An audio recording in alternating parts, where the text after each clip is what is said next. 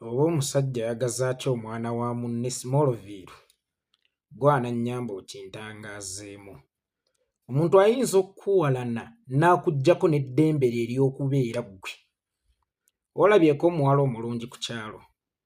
Omuwala omulungi ku kyalo awalanwa n'awatali nsonga lwaki abeera awalanwa. Kubanga ono nabbijja ate nga talina mpisa, bw'aba n'omwami we ng'akimanyi naye tatuukiriza kyakubeera naye. Yeeraliikirirawo ono nalulungi azze ku kyalo. Ti omwami bw'anaamulabako n'ekaffiga ke n'eyo feesi ye automatically agenda mukwanirawo kubanga alina saaviisi z'alaakinga okuva mu ono. Omuntu akuteekako olukongoolo n'agaana ne baganda bo okukuyita muganda waabwe, n'abateerawo n'ekiragiro ekikambwe. Oyo nno gwe mulaba temuddangamu okumuyita baaba. Bamaama baabato bassenga abo baani bakitaabo. Oyo nnyo gwe mulaba temuddangamu okumuyitanga mutabani. Nga n'ekiki ekyakuzaalibwa nakyo mu butuufu ng'oteekeddwa okukiyitibwa olw'okuba akuwalana asobola okukikuggyako. Statement y'omukulu w'embuga gye yakoze olunaku olwaleero temugicriticizinga by the way. Ebadde ntuufu nnyo. Obutatwalanga kifaananyi ku mukolo, obutatwalanga kifaananyi kya munnabyabufuzi ku mukolo gwonna ogw'okwanjula nti tekikkirizibwa mu buwangwa. Naye nga sinnatuukawo awo, naawe ow'embuga njagala okukusaba lekeraawo okutwalanga obusungu mu pabuliiki.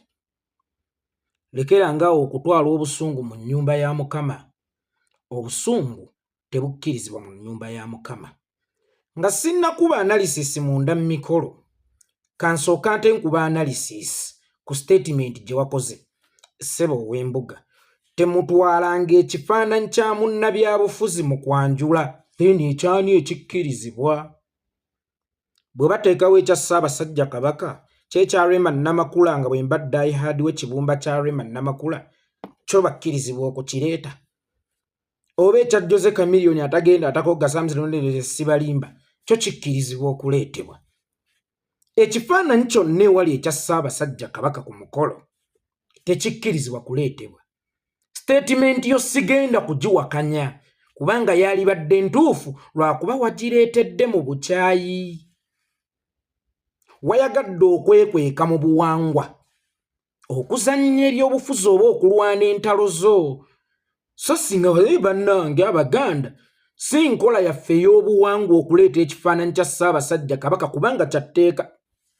Buli kwanjula kirina okubeerako. Si nkola yaffe nga ffe Abaganda okuleeta ekifaananyi ky'omuntu omulala yenna ewali ekifaananyi kya Ssaabasajja Kabaka kubanga Ssaabasajja Kabaka sseggwanga.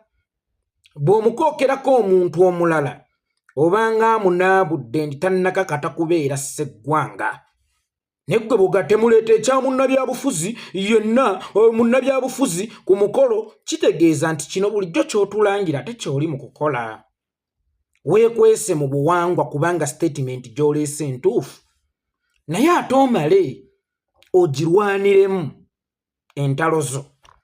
Oba ntegeerekese bulungi ow'embuga Bwana Katikkiro. So nze mbadde nsaba obeere mulambulukufu.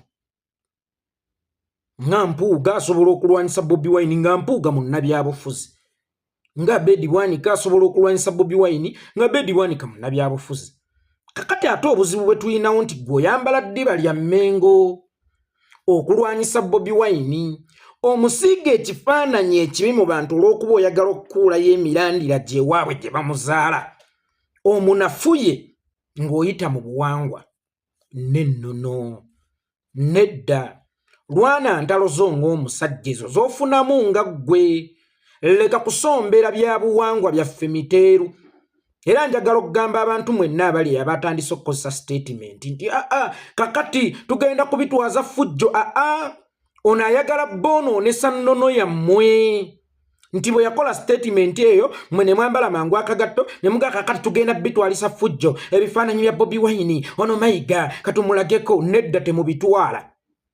Era nnyimirira wano okulangirira ekifaananyi ky'omuntu yenna oba gw'oyagala yenna ewali ekifaananyi kya Ssaabasajja Kabaka oba ku mikolo gy'obuwangwa oba okwanjula oba okukyala mu mbeera yonna, mbegayiridde temubitwala. Statement ya Mayiga yabadde ntuufu lwakuba mu butuufu bwayo tagireese mu butuufu, ayagala nkozesa kugikozesa bukozesa okulwanyisa omuntu ssekinnoomu. Ate olw'okuba akimanyi nti mwagala oyo omuntu ssekinnoomu mugenda kubitwalisa ffujjo, temwerabira nabagamba. Bano enkola yaabwe yakwonoona buwangwa bwa nannono, ate nga bakozesa ffeffe nnyini okwonoona obuwangwa bwaffe n'ennono. Era temumukkiriza okubawuddiisa, era temukozesa obusungu. Ekifaananyi ne bwe kiba kyani ewala ekifaananyi kya Ssaabasajja temukitwala. Ekyo nkibeegayiridde kuba ono kyabanoonyaamu nti Ssaabasajja baagala aweebuulwe, akkakkanyizibwe, afune ne comparisons, naye nga si be bakikoze, naye nga bakikoledde mu magezi mu kutaanuula mmwe mufaanane nga abakikoze. Mbwe era nammwe bazzukulu baabano bajje babogereko nga babbeeni Kiwanuka ba generation yammwe. Bino byennyini bye bali mu kukola Kyagulanyi bibasiigira ekifaananyi ku bintu ebyakolwa nguli Beeni Kiwanuka. Ye enkola yaabwe tebakyusaamu kubanga gufiira kwatazadde mwana, amabeere ge baayonka, engozi eyaboola, ekyo kyennyini kye yali ekola era kye yabatendeka. Tolowooza nti bakitaabo baba bajjajjaabwe be baasemba okwagala okusaanyawo Buganda. N'obukoko obwayaluka mu magi ge baabiika ye missoni y'emu gye bubeerako. Kamunye bw'ejja n'esitula akakoko n'akaana kaayo keeyaludde n'ekakuza, kababe katendese kusitula buki? Bukoko. Temugwa mu trap zino ez'okwesaanyizaawo Bwakabaka bammwe. Kakati bano nabalabye ye tageti yaabwe.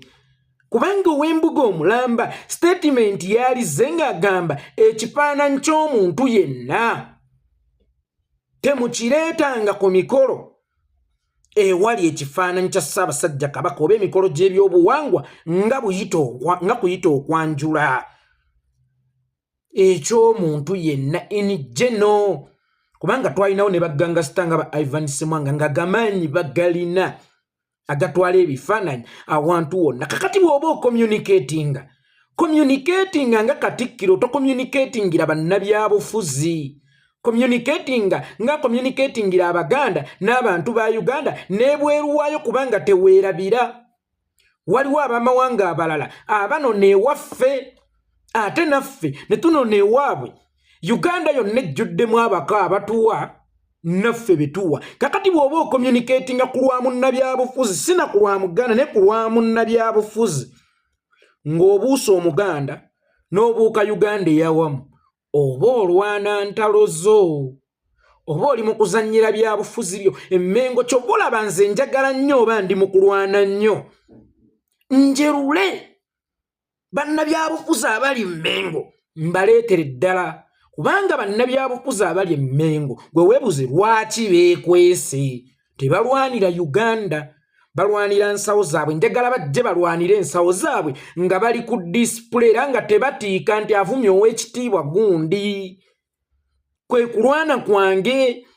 Kubanga ate ne Buganda yennyini egenda kusaanawo ng'ate bakozesezza obaffe batuturikinze ogisaanyaawo. Mbasaba waliwo akatego akali mu kutegebwa, mutwazise ebifaananyi bya His Excellency Bobi Wine kuba gwe yabadde atagetinga ye ng'omuntu. Mutwazise ebifaananyi bya His Excellency Bobi Wine mu mikolo nga bingi. Mayiga agenda kuba awangudde.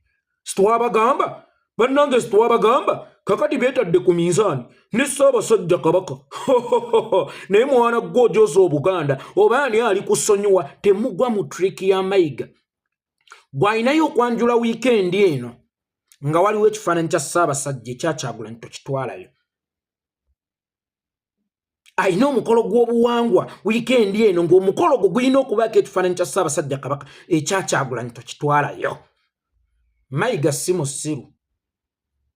Bino bitwa ayogeza busungu, ayogeza busungu. Omusajja yasoma, buli kyakola aba akibaze lwakuba ali mu generation y'abantu abategeevu. Mayiga yakuteza omuvumi mu kumuvuma eri abantu babitwaze ffujjo enaasiga ekifaananyi kye. Twabagamba bano bajja kusaanyawo Buganda. Nze Mayiga ososiriwaza kirizibwa osiriwaza, naye gwe muba nsiriwaza oba tosobola kubaamu.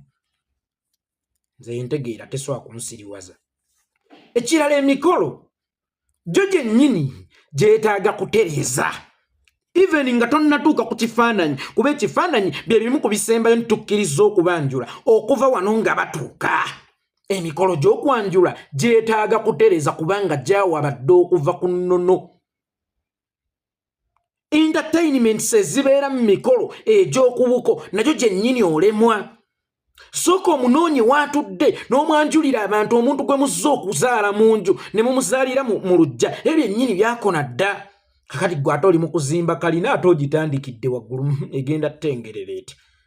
Bwe kibanga ekigendererwa kyo kya kutereeza obulombolombo obuwangwa n'ennono ebiri mu kuwayira, olina kutandikira na ku mulyango kubanga wonna ssebo mukulu waafa dda. Ye bino oyinza kubitegeera otya gwe yanyiizenyiize dda.